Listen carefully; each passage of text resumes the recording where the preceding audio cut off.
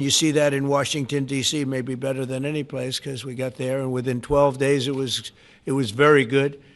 And within 30 days, it's been as safe as any city in the country. It's been great. Took out 1,700 people, got them out. These are career criminals in many cases and people that shouldn't have been allowed in by the Biden administration. Historically, the summer months have been a time when violent crime soar, as you know, but not under President Trump. Today, we're announcing the results of a sweeping law enforcement effort known as Operation Summer Heat. We were in many cities that people didn't know about. We kept it a little quiet, and it had a big impact, and you'll hear that in a second. But over the past few months, FBI offices in all 50 states made crushing violent crime a top enforcement priority. That's what they did, rounding up and arresting thousands of the most violent and dangerous criminals. And these are among the most dangerous and violent people in the world. They were allowed, in many cases, not in all cases, but in many cases, they were allowed in by a very foolish, actually stupid, open border policy. Just anybody could have come in. They emptied out their jails, their prisons, their mental institutions. They emptied them into our country. And the people behind me have done an incredible job because if we didn't have that administration, it would have been so much easier. They allowed millions of people in this country that shouldn't have been allowed, including over 11,000 murderers, half of whom murdered more than one person. And many of them are gone now, or they're put in prison because we don't want to have them come back. So we literally put them in our prison, which we don't want to do. But we bring them back to their countries. Working with state and local partners, the FBI arrested over 8,000 violent criminals during the course of this period. In major cities like in New Orleans, Nashville, we saw a 250% increase in arrests. And we really went after the bad ones. These include 725 individuals wanted for violent crimes against children and murderers. These arrests are in addition to the work of our historic federal task forces that make D.C. Safe Task Force has been unbelievable. I mean, the job they've done, it's incredible. And it's been so nice because so many people, they're going out to dinner and they're having dinners. They didn't go out for 4 years. And now they're going out 3 times a week. The restaurants are opening. Restaurants are full. And usually that means a lot of good things. But restaurants that were closed are now opening up. And everybody's happy. It's nobody's ever seen anything like it, actually. And everybody feels safe. You can have a child walk right through the middle of Washington, D.C., and nothing's going to happen. We were losing more than one person a week in Washington. They're being killed on an average of over 1 a week. The Make D.C. Safe Task Force has been incredible.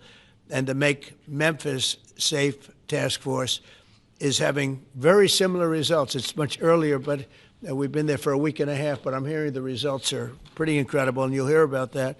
They're mobilizing more than 20 federal agencies for the largest law enforcement operation targeting violent criminals in American history.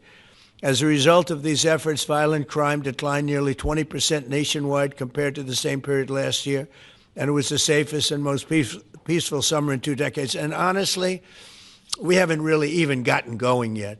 If we didn't have to fight all of these radical left governors, we could have had Chicago taken care of, as an example. They had, in a short period of time, 4,000 murders in Chicago, and we have to listen to this man stand up and say that we're bad people. And the people of Chicago are walking around with MAGA hats. You have women, beautiful black women, walking around with MAGA hats. Please let the president in, and we don't care how he does it. They're not interested in National Guard or Army, Navy, bring them in. Marines, bring in the Marines. They just want the crime to stop. And more so because of the success that we had in D.C. I think if we didn't have that success, nobody would even believe it. So I want to congratulate all of the incredible law enforcement professionals joining us today, especially Attorney General Pam Bondi, who's terrific, Deputy Attorney General Todd Blanche, who is a fantastic legal talent. He really is. He's a great guy, too. And, of course, FBI Director Kash Patel. They have worked so hard on this and other things. Since the start of the administration, the FBI has arrested over 23,000 violent criminals, more than double the number arrested in the final year of the Biden disaster. The FBI has also destroyed or severely disrupted more than 170 organized criminal enterprises and gangs, 1,600 of the most violent gangs, and confiscated over 6,000 illegal firearms. And they've tracked down and arrested 4 fugitives on the most wanted list, 4 of the most wanted. Actually, 2 of them were the most wanted fugitives in the world. There's still much more work to be done, which is why the FBI continues to work alongside the Department of Justice, the Department of Homeland Security, and the Department of War to defend. And Pete Hegseth has been fantastic, by the way, on this too, on other things, but on this too, to defend law and order and combat violent crime, arrest illegal aliens, and make American cities the safest in the world. And when I campaigned, I talked about crime, but I never knew that we were going to get into it like we did. You know, I mean, I used to watch these cities with the murders. Chicago recently had one deal where they had 11 murders in one weekend, and they said, well, yeah, but it was a holiday weekend. They actually told me that was the reason, like it was okay because it was a holiday. It was Labor Day.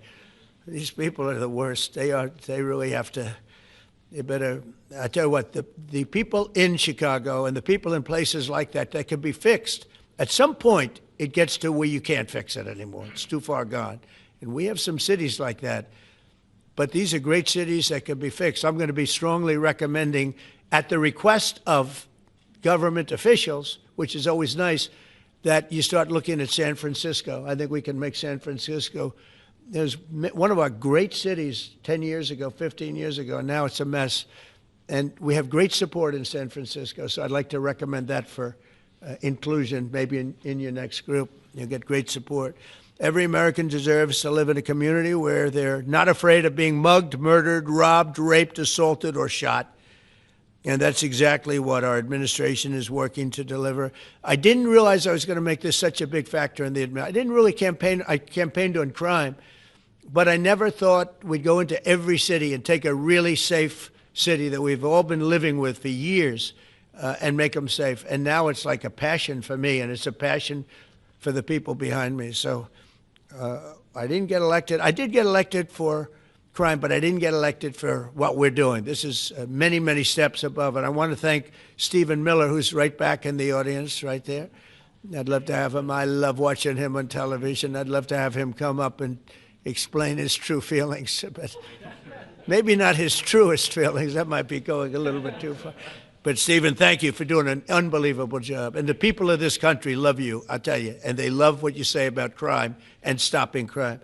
So now I'd like to ask Director Patel to say a few words, and then Pam and Todd also. And I just want to congratulate them. This is an amazing thing. And we're just at the start. We're going to go into other cities that we're not talking about purposely. We're getting ready to go in.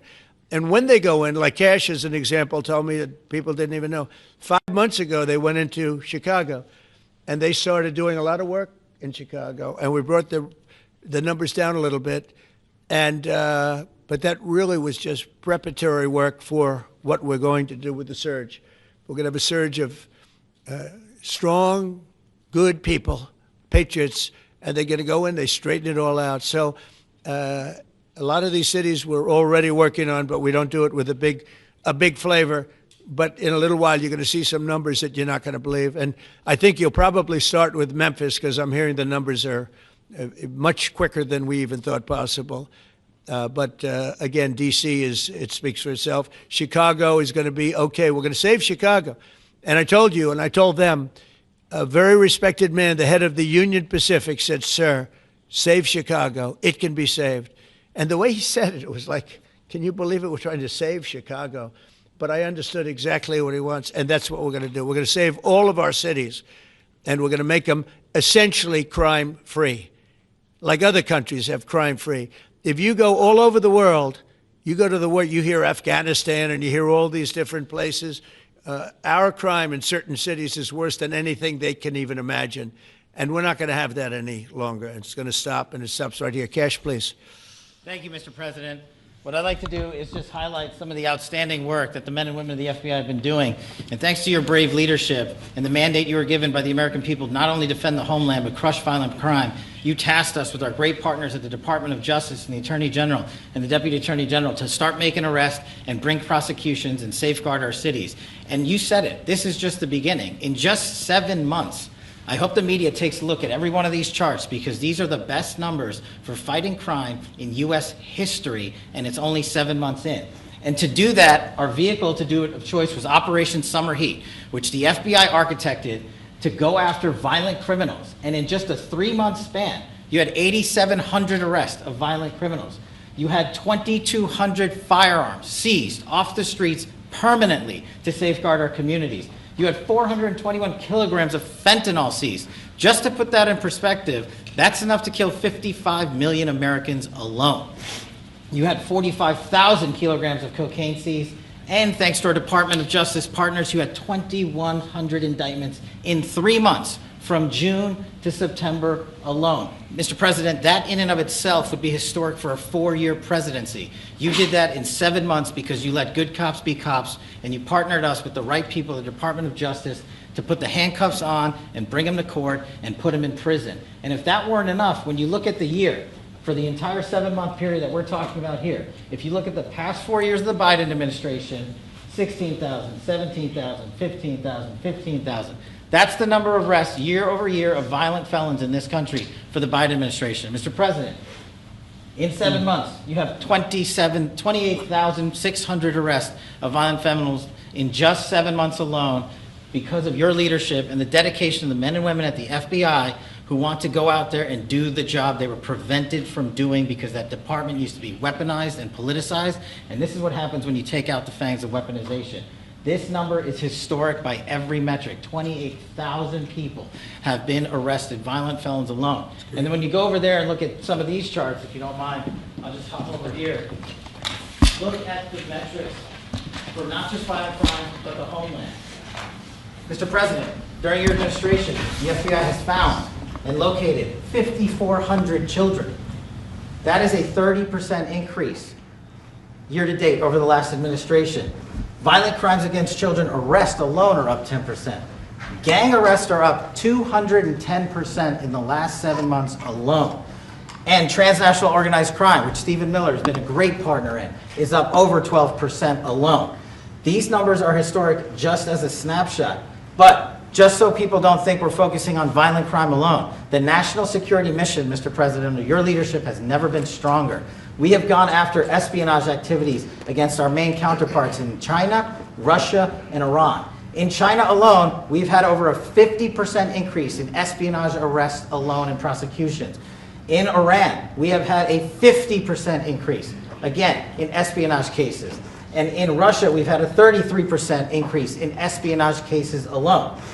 When it comes to counterterrorism, year to date, we have 125 arrests this year versus 100 last year, year to date alone. And when it comes to the cyber criminal activities, which are some of the largest enterprises plaguing everyday Americans, we at the FBI have put out a mission to go after cyber criminals like never before. Last year, they had in total 191. This year, you already have 252 arrests. 52 arrests of violent cyber criminals who are stealing from senior citizens, who are violating our children's rights and freedoms, and who are violating everyday Americans. These programs are record. And two of the things I'll finish with that I'm most proud of, Mr. President, this FBI. Fentanyl. As you know, it's a scourge that is killing our youth, 100,000 plus a year. To date, the FBI has seized 1,900 kilograms of fentanyl. That's enough lethal doses to kill 127 million Americans alone. To date. And if that weren't enough, Mr. President, you said we have to go after the worst of the worst. And you empowered our Department of Justice, our Attorney General, Deputy Attorney General, and the Deputy Director at the FBI, led the charge, not just on Summer Heat, but he also led the charge in the FBI's 10 most wanted fugitives. These people have been on the run for years. And in 7 months, you captured not 1, not 2, not 3, but 4 of the FBI's most top 10 fugitives. 4. And just to put that in perspective, Mr. President, the Biden administration captured 4 in all of 4 years. You're on 7, and we're going to get to 10. We're going to get to 10 of 10. This includes a lady who murdered her 6-year-old handicapped child and fled to India. We got her in 2 months. This includes a narco trafficker. This includes a sex trafficker. This includes another first-degree murderer and gangbanger. These people were on the run because of the prior administration's reckless policies that destroyed our communities, and you came in and with a mandate said, go after the worst of the worst.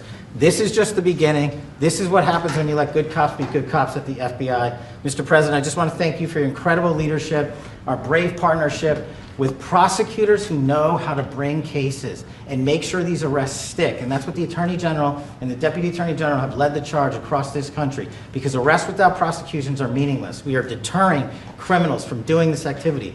We are preventing criminals from coming into America, and we are absolutely crushing violent crime like never before and defending this homeland, sir. And not to mention, I almost forgot this one, it took you, sir, 2 weeks to get the Abbey Gate bomber. Joe Biden had 4 years to look for him. You got him in 2 weeks, thanks to the interagency effort by the FBI and the CIA, went to Pakistan, and now 13 brave warriors who were senselessly murdered because of the disastrous Afghanistan withdrawal. They have justice, their families have a peace of mind, and we're going to continue to find the others, Mr. President. On behalf of the FBI, sir, I just want to thank you. Thank you very much, Kash. Great job. Very good. Very impressive. Pam, would you like to say?